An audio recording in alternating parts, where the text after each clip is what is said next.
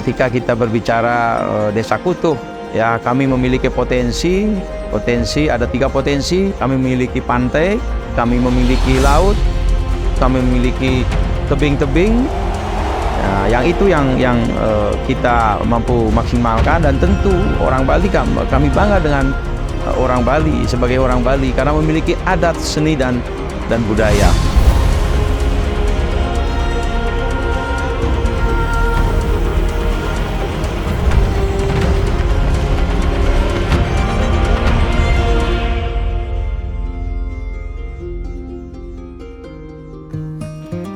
Kamu pasti pernah dengar Pantai Pandawa yang ada di Bali. Pantai dengan ciri khas tebing terbelah itu sangat terkenal karena menjadi salah satu tempat wisata pantai favorit di Bali. Tapi kamu pasti nggak tahu kalau Pantai Pandawa berada di Desa Kutuh. Ya, kamu pasti belum pernah dengar nama Desa Kutuh.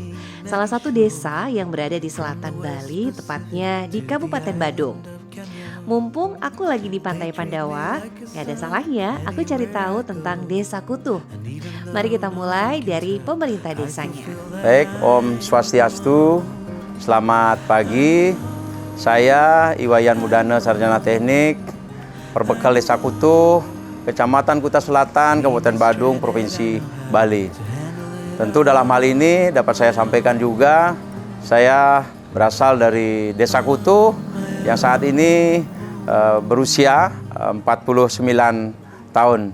Yang mana dapat saya sampaikan dengan mulai dari sejak kecil, sejak saya lahir, ini asli dari Desa Kutuh.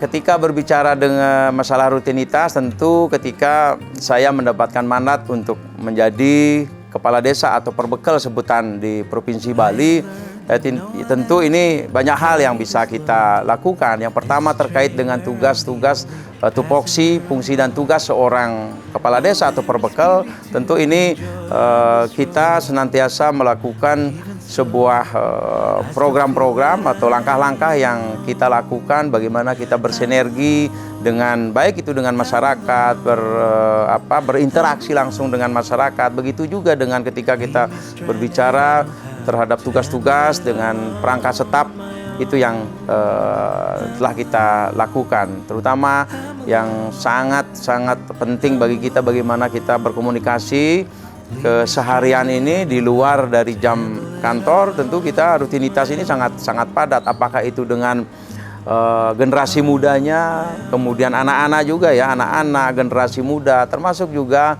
yang sudah kategori 50 tahun ke atas. Nah, kemudian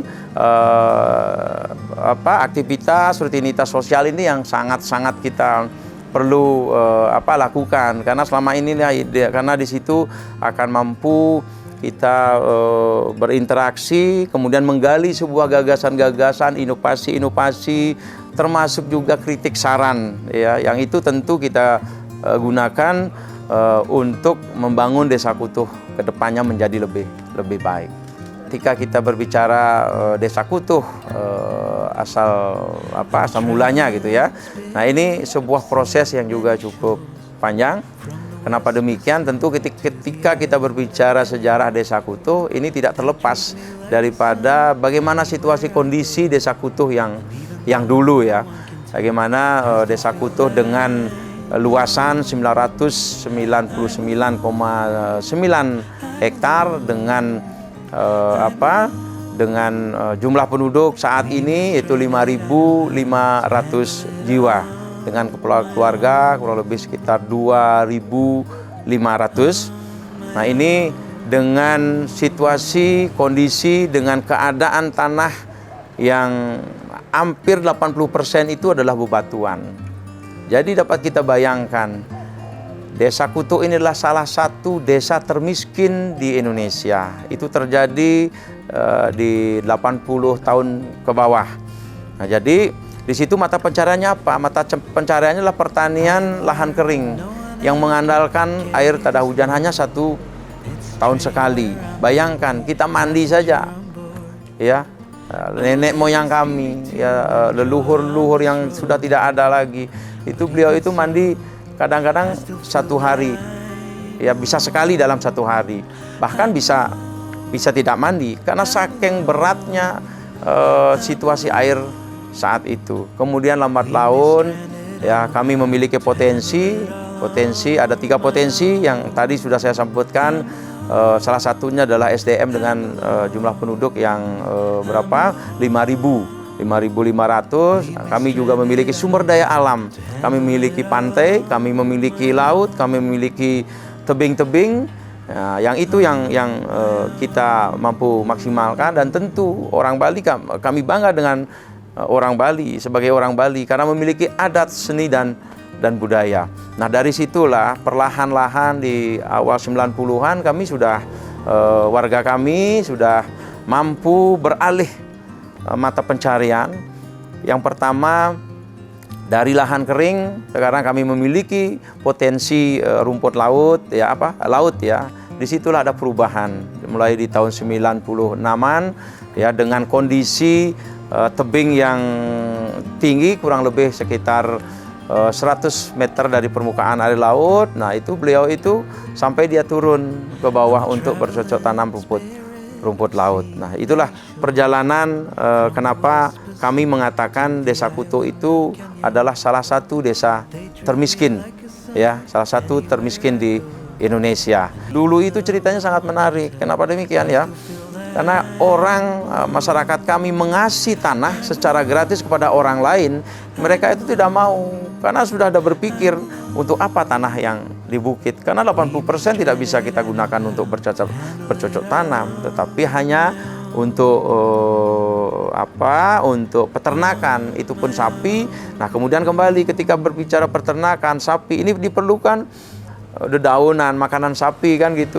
Nah, selanjutnya ketika warga kami sudah mampu beralih mata pencarian dari pertanian lahan kering ke laut ya, sebagai petani rumput laut. Nah, disitulah ada perubahan yang sangat signifikan, bagaimana dari masyarakat kami hampir 70% masyarakat kami bercocok tanam di laut dengan rumput tani, dan hasilnya pun produksi hasil taninya itu cukup diperhitungkan ya, bukan nasional juga internasional, hasil produknya itu bagus. Kelompok tani rumput laut ini memiliki prestasi secara nasional, ada tingkat juara 1 juga.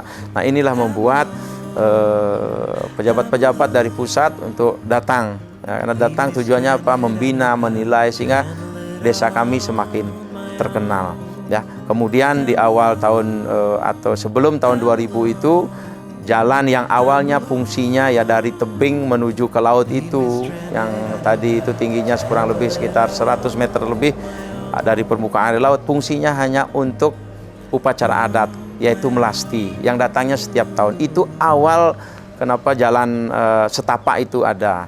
Sehingga di tahun 2011 istilahnya ketika kami Desa Kuto ini dipercaya sebagai perwakilan Bali dalam lomba tatap pemerintahan tingkat nasional, kita mendapatkan juara 2. Nah, disitulah sudah ada perubahan. Di situ ada istilahnya membelah tebing mengais dolar. Itu yang dulunya dikenal dengan Secret Beach, pantai rahasia kan gitu.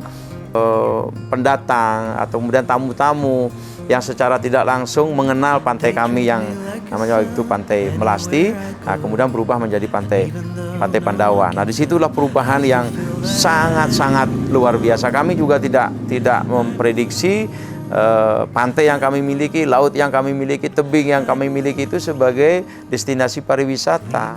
Kami percaya ini sebuah karma baik dari nenek moyang kami yang luar biasa. Pada akhirnya kami menikmati ini ya, jadi kami percaya itu.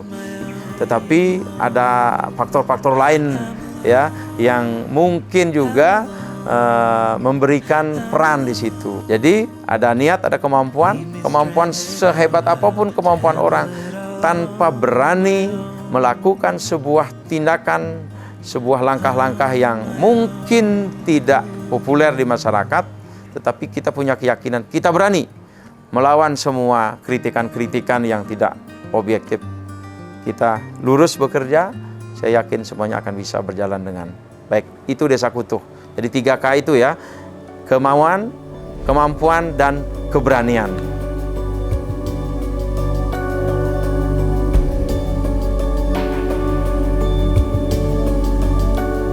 kita kan dasarnya kita petani rumput laut. Setelah sekian lama kita bertahun-tahunan kita rumput laut, setelah peralihan mungkin karena juga lautnya juga kan kita gagal panen terus. Daripada kita bertahan di rumput laut gagal panen terus, makanya kita beralih juga. Harus mau tidak mau harus beralih juga. Harapan saya sih habis peralihan ini semoga tetap terus berkembang, terus berkembang biar masyarakat di sini ada juga penghasilan, pemasukan.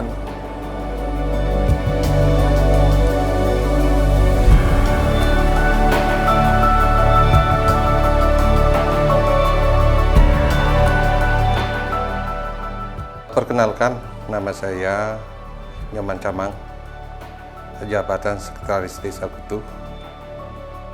Nah, kemudian dari situ juga pendapatan masyarakat itu mulai meningkat, walaupun artinya menuju penuntas kemiskinan masih jauh, tetapi ada taraf pergeseran ya pendapatan di situ. Di tahun 2090 sampai ke 2000 ini masyarakat mulai beralih profesi, satu sebagai buruh bangunan, kedua sebagai karyawan swasta, terutama di hotel, ya perhotelan, walaupun tidak banyak, tetapi sudah mulai mengarah ke situ. Jadi bisa dibilang tingkat perekonomian masyarakat ini sudah ada perkembangan di situ. Fase selanjutnya itu dari 2000 sampai 2011, disinilah baru bisa dilihat perkembangannya yang cukup signifikan. Ya, 2000 ini kebetulan kita mulai merintis desa, ya, dari menjadi desa persiapan, kemudian tanggal 12 Maret 2002 itu kita sudah bisa definitif. Dari situ, karena desa sudah definitif, di situ ada tuntutan baik itu dari pemerintah daerah dan masyarakat bagaimana kita memolakan pembangunan untuk mempercepat artinya proses perkembangan di desa, terutama mengarah ke ekonomi. Ya, jadi bisa dipertanggungjawabkan lah itu. 2011 itu kejadiannya. Kemudian di situ juga mengantarkan kita sebagai salah satu desa yang berprestasi, kemudian bisa meraih juara 2 tingkat nasional, ya. Itu berkah. Kemudian dari situ itu yang memotivasi kita kembali. Kemudian infrastruktur kita perbaiki. Kemudian pertanian rumput laut masih eksis sampai 2011 itu. Cuma setelah 2011 itu ada pergeseran masyarakat dari petani rumput laut ke pariwisata yang disebabkan ya adanya ini ternyata pertanian ini berkah ini tidak ada fase-fase, barangkali apakah sudah diatur seperti itu oleh yang di atas, kita tetap syukuri. Jadi 2011 itu pertengahan sampai ke 2012 akhir itu pertanian rumput laut ini selalu mengalami gagal panen. Di situ masyarakat bahu-membahu. Jadi itu yang kita syukuri, jadi masyarakat memberikan dukungan walaupun waktu kita merintis jalan itu barangkali banyak masalah yang kita hadapi, kita maklumi. Karena mereka juga belum tahu tujuan akhir kita apa. Karena masyarakat yang dari petani ke pariwisata ini tidak gampang juga. Ya. Di pariwisata dibutuhkan satu kemampuan komunikasi, bahasa, ya, penampilan dari penemu rumput laut itu yang biasa berbahasa-bahasa ini sudah penampilan harus dirubah. Kalau tidak demikian gimana pengunjung bisa tertarik dengan kota dengan kita kan itu. Nah itu kami setelah beralih pariwisata 5 tahun kemudian itu kita evaluasi, ternyata ini alam menseleksi masyarakat ya yang tidak mampu, mereka sudah mundur. Nah ini sebenarnya masih kita jaga, masih kita ingin kembalikan mereka agar kembali bisa jadi petani yang nanti bisa pada kasus pertanian ini kita juga jual ya sebagai salah satu unggulan pariwisata yang kita miliki. Nah tapi kita optimis di Kutu, kita karena melalui komunikasi tentu ini juga akan bisa membentuk mindset masyarakat ya. Nah intinya disitulah kita perlu ada kesabaran ya untuk artinya melayani masyarakat, membimbing masyarakat ya tanpa dengan mengenyampingkan kepentingan pribadi gitu.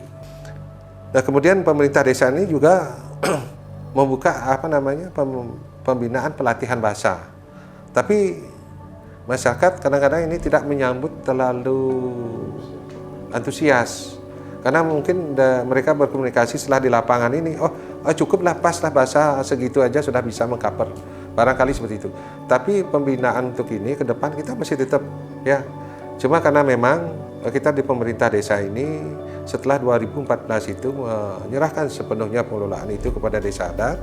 Kemudian ada badan usaha yang mengelola di situ, itu kita berikan tugas bagaimana mereka mampu untuk memberikan pembinaan, apakah dari segi SOP itulah tadi, bagaimana melayani tamu, menyambut tamu, kemudian berkomunikasi. Kalau bisa bukan hanya satu bahasa, ya.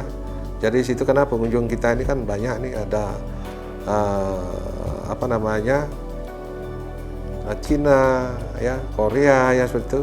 Tapi yang bahasa umum yang bisa dipakaikan bahasa Inggris ya di situ.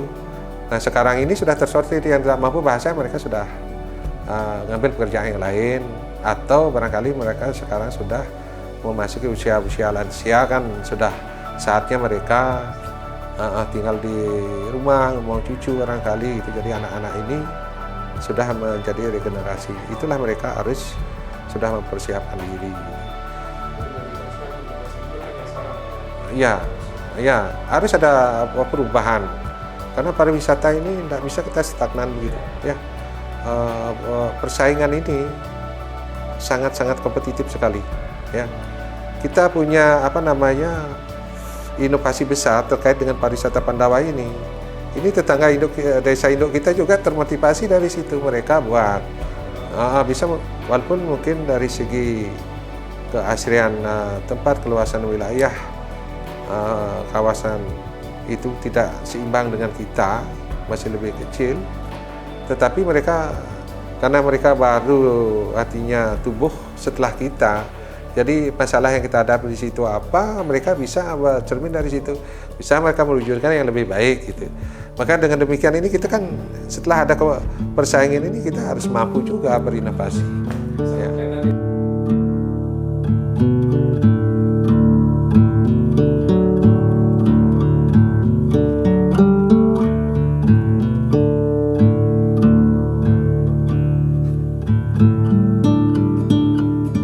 Om Swastiastu, perkenalkan saya Ika Dek Naradipa Putra, saya dari Desa Kutuh. Saya menjabat sebagai Direktur BUMDesa Manik Sedana. Jadi BUMDes berdiri di tahun 2017 dengan penyertaan modal melalui APBDes dan juga dana desa sebesar 1,8 miliar. Jadi BUMDes sendiri memiliki 3 unit usaha. Yang pertama ada unit barang dan jasa, yang kedua ada unit Pancalispa, dan yang terakhir ada unit pengangkutan sampah. Jadi untuk unit pengangkutan sampah kita ada beberapa penyokong untuk pendapatan dari unit itu sendiri. Yang pertama ada papan reklame, kita ada 6 unit titik yang strategis di Desa Kutuh. Dan yang kedua kita ada gedung serbaguna, itu penggunaannya untuk kegiatan event seperti wedding dan juga ada turnamen seperti takraw dan bulu tangkis. Dan selanjutnya kita juga ada kunjungan edukasi wisata. Jadi setiap daerah di Indonesia artinya berkunjung ke Desa Kutuh untuk meniru bagaimana proses dari birokrasi pemerintahan desa dan juga bagaimana cara meningkatkan PAD desa melalui BUMDes milik desa itu sendiri. Jadi yang selanjutnya kita juga ada restoran namanya Angkringan Kampung Muda. Jadi setiap wisatawan mancanegara maupun lokal kita arahkan ke sana melalui proses promosi yang memang terkendali di BUMDes itu sendiri. Dan yang kedua di unit Pancalispa kita ada jasa massas dan juga ada jasa penyewaan payung. Jadi dari target yang kita dapat dari Pancalispa adalah wisatawan mancanegara dan juga lokal. Yang terakhir kita ada pengangkutan sampah. Kita di unit pengangkutan sampah bekerja sama dengan lembaga desa seperti PKK, LPM, dan Karang Taruna. Bagaimana kita mengedukasi masyarakat agar proses pengolahan sampah itu terintegritas dan juga tertata, baik itu dari non-organik dan juga organik. Jadi dari keseluruhan unit, yaitu mencakup 3 unit, kita mempekerjakan sejumlah 25 orang. Itu semua tenaga adalah tenaga dari warga masyarakat Desa Kutuh. Jadi dari 500 juta itu sendiri, 40% itu kembali lagi menjadi PAD atau pendapatan asli daerah, dan 35% untuk cadangan modal, kembali lagi untuk operasional kegiatan BUMDesa itu sendiri, dan untuk 15% itu digunakan untuk jasa operasional, dan yang terakhir 5% untuk dana pendidikan dan dana sosial. Dampak dari adanya BUMDes itu sendiri, yang pertama, kita sudah setiap tahun sudah menentukan adanya dana sosial. Jadi dana sosial kita gunakan untuk kegiatan agama berupa pemberian dana seperti uang tunai, seperti kegiatan pernikahan, acara potong gigi yang ada di Bali, dan juga acara kematian. Itu murni artinya hasil dari kontribusi masyarakat dengan berbelanja di BUMDes, dan ujung-ujungnya akan kembali ke masyarakat itu sendiri. Dan yang kedua, kita juga ada unit pengangkutan sampah. Jadi bekerja sama dengan lembaga PKK, sampah plastik itu kita beli. Jadi sampah yang dihasilkan oleh masyarakat dan juga kita yang membeli berakhir juga masyarakat dalam bentuk uang. Jadi selanjutnya untuk di unit barang dan jasa kita juga mempermudah masyarakat kita.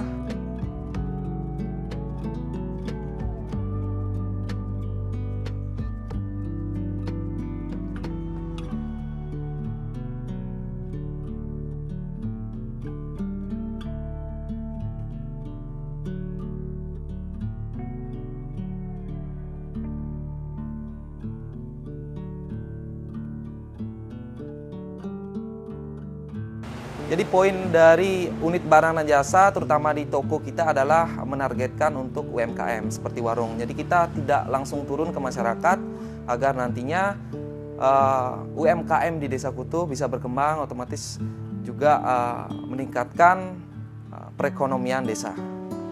Jadi proses untuk pendaftaran dari UMKM masyarakat itu sangat mudah, kita permudah dari BUMDes. Ada cukup membawa KTP, dan kita yang akan nanti memberikan fasilitas seperti barang, jualan, produk-produk dari vendor yang sudah kerjasama dengan BUMDes. Jadi untuk pembayaran juga kita permudah. Jadi untuk mengurangi beban dari UMKM masyarakat lokal, kita minimal kita harus ada DP 50% dan sisanya bisa dilakukan dengan pencicilan. Dan kemudahan yang selanjutnya adalah kita juga bekerja sama dengan Pertamina, jadi badan usaha milik negara. Jadi apapun kegiatan atau badan usaha milik negara seperti jual beli gas LPG, kita permudah juga, kita pinjamkan. Artinya mempermudah UMKM untuk memutar modal dari warungnya. BUMDes Manik Sedana juga berkolaborasi dengan BUMDA. Dari hasil dari kolaborasi itu sendiri, kita bekerja sama ketika kita ada kunjungan edukasi wisata, kita berkolaborasi, pemaparan materi kita terima di pemerintahan desa, dan untuk objek-objek wisata kita bekerja sama dengan destinasi wisata Pantai Pandawa dan Gunung Payung. Itu yang notabene adalah dikelola oleh BUMDA itu sendiri. Hubungan kita dengan BUMDA dan BUMDes Manik Sedana adalah seperti saudara. Terbukti juga ada satu unit kita yang terletak di kawasan pengelolaan BUMDA itu sendiri, yaitu Pancalispa. Jadi Pancalispa memang dari awal berdiri memang terletak di kawasan pengelolaan BUMDA itu sendiri. Jadi untuk penempatan unit kita di Pantai Pandawa yang dikelola oleh BUMDA, kita ada sistemnya sewa untuk setiap blok itu sama, tidak berlaku untuk BUMDes saja, tapi setiap warga lokal memang diterapkan seperti itu. Jadi salah satu subunit kita dari unit barang dan jasa, kita ada salah satunya adalah Pertasop. Jadi Pertasop ini sendiri digagas di tahun 2023 awal, jadi bekerja sama dengan BUMN, Pertamina, dan juga bekerja sama dengan Kementerian Desa untuk memajukan investasi di Desa Kutuh. Jadi progres dari Pertasop itu sendiri jadi sudah hampir mencapai 90%. Untuk grand opening itu sendiri, alhamdulillah di Desember ini kita ada pembukaan langsung dibuka oleh kementerian dari Pertasop itu sendiri. Jadi dari Pertasop itu sendiri kita juga tidak hanya menjual bahan bakar yang non subsidi, jadi kita bekerja sama dengan bank daerah untuk membuat anjungan tunai mandiri. Dan yang kedua, kita juga ada kerjasama dengan beberapa vendor yang kita sudah menjadi rekanan. Kita akan membuat minimart dengan zero pembiayaan. Jadi nanti sistemnya kita ada konsinyasi dengan beberapa vendor. Itu tujuannya untuk menjadi role model pengembangan BUMDes tanpa modal. Jadi lahan untuk pembangunan Pertasop adalah murni dari keikutsertaan masyarakat untuk mengembangkan BUMDes Manik Sendana itu sendiri. Jadi masyarakat mengikhlaskan untuk menghibahkan lahannya untuk pengembangan BUMDes digunakan untuk Pertasop dan pengembangan lainnya. Tapi dari beberapa penelitian kita lakukan, memang bekerja sama dengan BUMN itu memang alhamdulillah memang menghasilkan. Terbukti juga dari BUMN suplai gas juga kita sudah terapkan, sampai sekarang juga kita ada hasil. Berarti ini tergolong agen juga ya?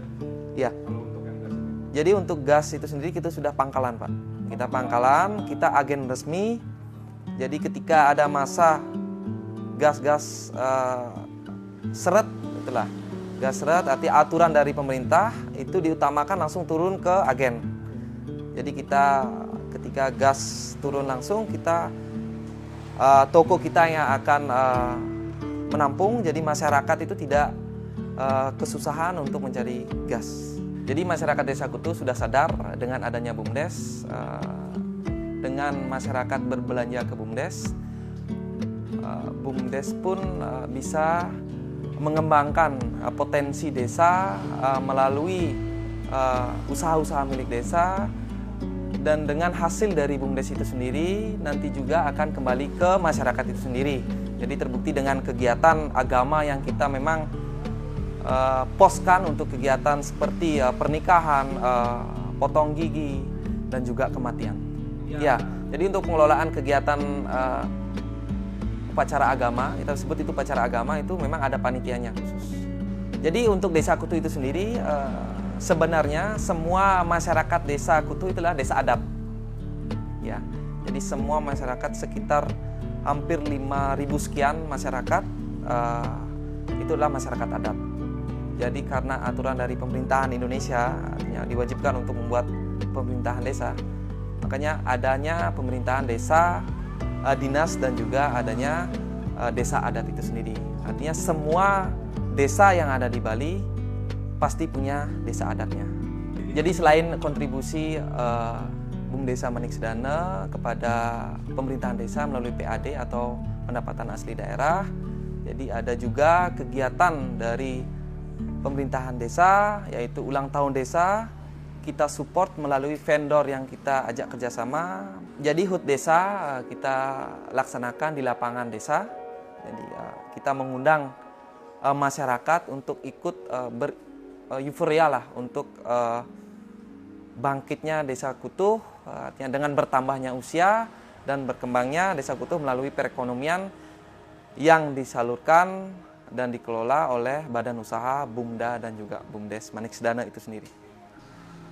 Harapan saya sebagai perwakilan dari BUMDes, jadi untuk Desa Kutuh, semoga Desa Kutuh semakin maju dan juga semakin menjadi role model dari desa se-Indonesia.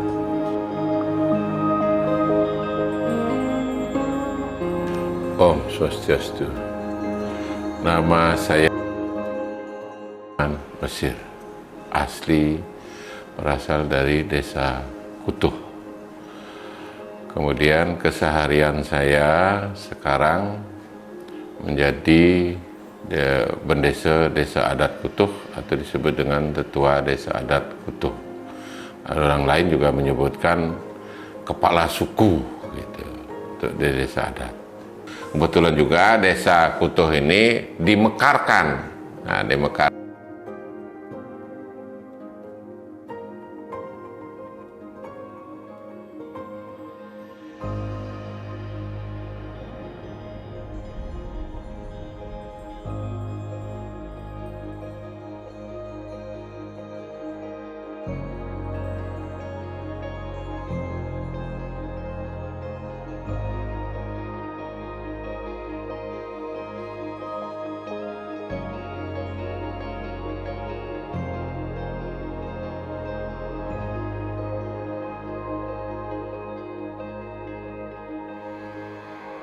Pada waktu kita akan mengarah ke pariwisata, baru dari Karang Taruna pada waktu itu untuk memancing masyarakat.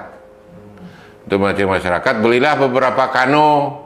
Karena banyak orang mandi, kita bikin kano yuk. Itu Karang Taruna pada waktu itu istilah sebagai pionirnya.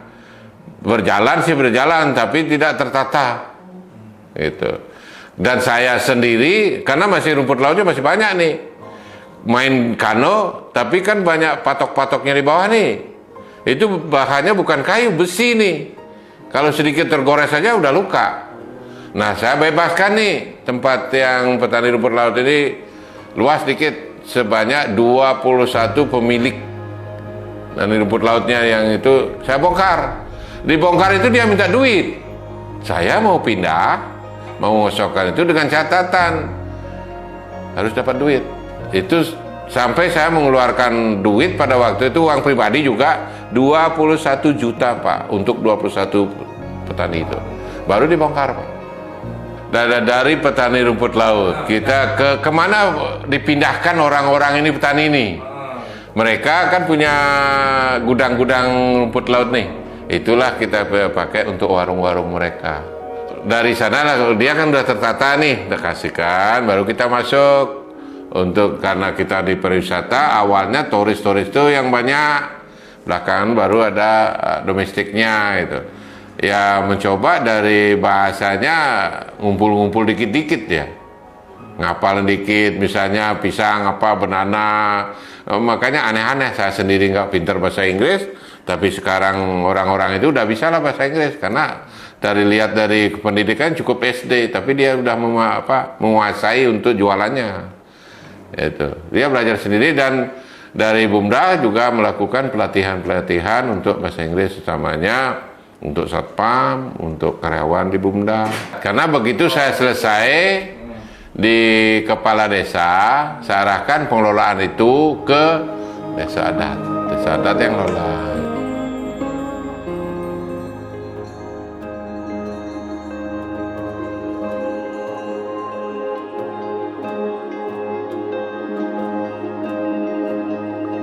Di sanalah nyicil, ada Pak Menteri Kelautan pada waktu itu, Pak Cicip ya. Cicip datang, pendawa yang patung gininya, patung Arjunanya, beliau kan putih nih, putih ganteng gitu. Pak Cicip kan ganteng nih, Arjuna 100 juta Pak. Keluar, uang pribadi beliau, bukan uang menteri nih. Uang pribadi beliau menyumbangkan untuk patung Pandawanya itu, yang itu di Arjuna. Karena kalau itu juga punya utang pada waktu kita perbaikan di Pandawa itu ada senderan, itu kita peminjam diaturlah oleh Bendesa pada saat itu, masukan itu masih kecil jumlahnya. Setelah saya di DPR 2014 ada perdanya, baru kita kerjasama dengan Pemda. Kenapa? Karena Pemda juga kan aspalnya dari Pemda, repgannya juga dibantu dari Pemda, atau penataannya juga dari Pemda. Nah mudah-mudahan 2024 ini dari depan, dari candi itu sampai ke pantai itu ditata full oleh Pemda, sehingga nanti kalau udah itu ditata dengan apik sesuai dengan master plan kami yang kami udah buat bersama Pak Bupati, ditandatangani Pak Bupati. Keren, Bapak datang ke sini bukan kayak gitu lagi. Ibarat Bapak akan masuk ke hotel yang berkelas itu, berbintang. Bukan bintang kecil, bintang gede itu. Itu ada master plan-nya Pak. Kalau nanti Pak minta saya kasih itu rancangan 2024. Nah, itu akan itu, dan kalau itu terwujud mungkin di Kuta Selatan nggak ada Pak. Terus kalau gitu gila, kalau saya karena gini, obsesi saya nggak mau Pandawa itu kalah dengan nilainya, cuma satu-satunya di Kuta Selatan yang terhebat Pandawa, gitu aja. Sekarang bantuannya kemana? Sumber dananya dari mana? Kalau sombong dari desanya, satu sumber dananya dari desa adat sendiri. Kalau desa adat nggak ada, dari Pemda. Kalau Pemda juga, Pemda kan tidak semuanya bisa dibiayai. Misalnya beach club, kan nggak bisa. Kalau infrastruktur yang lainnya, oke lah. Beach club kita harus kerjasama dengan pemilik modal. restunya juga dari Kabupaten Badung gitu juga. Baru kita bisa jalan. Kalau jualan pariwisata kayak gitu-gitu aja orang bosan. Ibarat beli nasi, kemarin itu, sekarang itu juga 3 kali ke tempat ini kan bosan. Carilah tempat lain. Makanya sekarang kalau penikmat pariwisata itu di mana yang baru walaupun jelek kan pasti orang ke sana duyun-duyun. Ini kalau pariwisata itu sama dengan jualan buka restoran tuh. Sama itu, nggak ada bedanya. Menunya ini harus tetap diperbaiki, bila perlu ditambah. Gitu.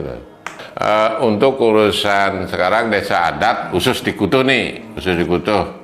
Saya nggak mau cerita yang lain. Khusus kita di Kutuh, karena di desa adat Kutuh itu banyak pura yang harus menjadi tanggung jawab desa adat.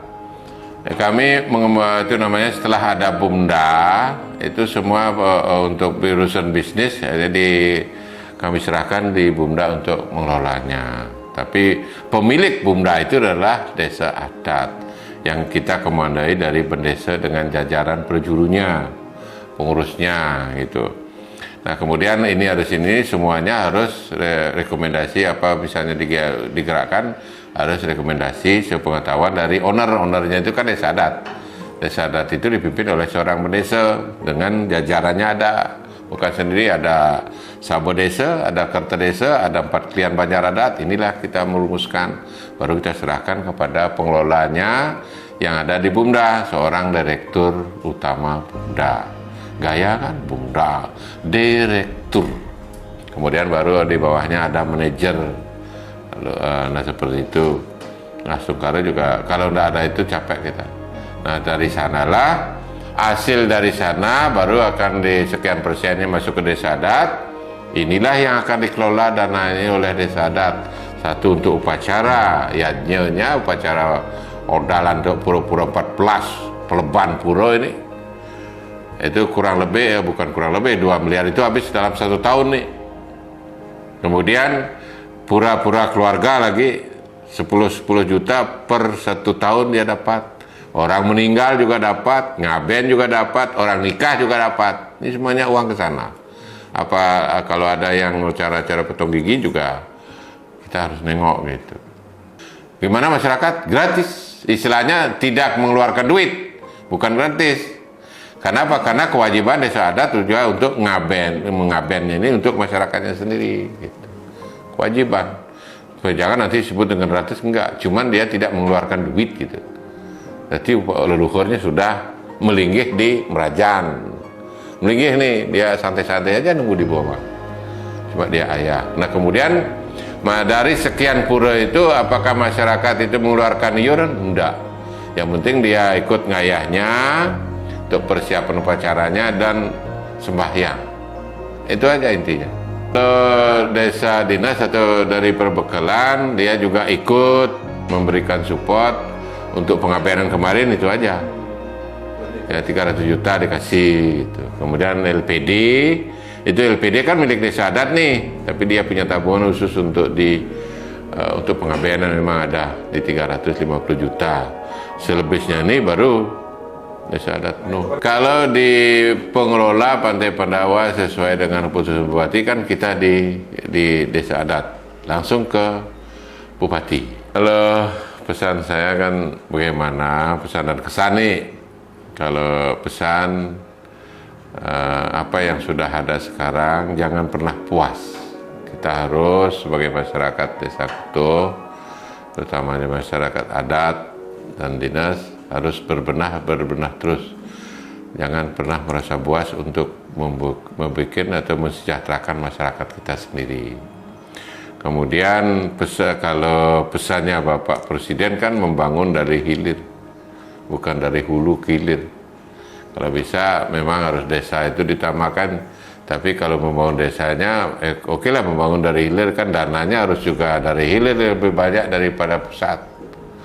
Karena pemilih-pemilih kan ada di tingkat desa-desa. Itu sebenarnya doronglah dana itu ke bawah yang lebih banyak sehingga masyarakat itu bisa membangun. Ya, kalau dia suatu tempat itu punya potensi yang bisa dikembangkan secara maksimal, kalau enggak kan mentok. gitu. Karena di Bali juga banyak hal-hal seperti itu yang terjadi, Pak. Dikebu dengan aturan-aturan harus bikin gini-gini itu, setelah dia mau mencoba potensinya nggak cocok, mati juga. Kalau kita di sini di Kutuh kan memang saran-saran itu nggak ada sih. Kita memang produk dalam negeri. Membelah tebing juga dari inisiatif dari masyarakat sini juga. Memperpanjang itu nggak ada. Jadi masyarakat jangan terlalu memanja, jangan terlalu sering mengharapkan masukan dari atas, tapi bagaimana kita dari desa sendiri menciptakan sesuatu dan bisa memberikan sesuatu kepada yang ada di atas gitu loh. Contohnya Pendawa kan juga masukan dari Pendawa, inisiatif dari masyarakat Kutuh menciptakan itu, sekarang memberikan pendapatan kepada Kabupaten Badung juga. Kita tuh bukan hanya meminta aja, tapi kita juga bisa memberi gitu loh. Kalau masalah bisnis di Bumda, enggak ada konsultan khusus. Cuma direktur utamanya ini harus bekerja keras. Kemudian misalnya ini, kita bergerak di pariwisata. Kan kita punya destinasinya, DTW-nya, tujuan wisata. Dia harus, orang direktur itu harus kerjasama dengan bagaimana mendatangkan tamu, travel agent. Ini nggak bisa diputuskan. Apakah cukup dengan dinas pariwisata? No. Makanya setiap tahun pada saat bulan puasa ada istilah buka puasa bersama. Bukan di sini, Pak. Ada di Surabaya. Yang di sini ke Surabaya, ngumpulin travel di sana. Itu kemudian ke Solo, ke Jogja, gitu.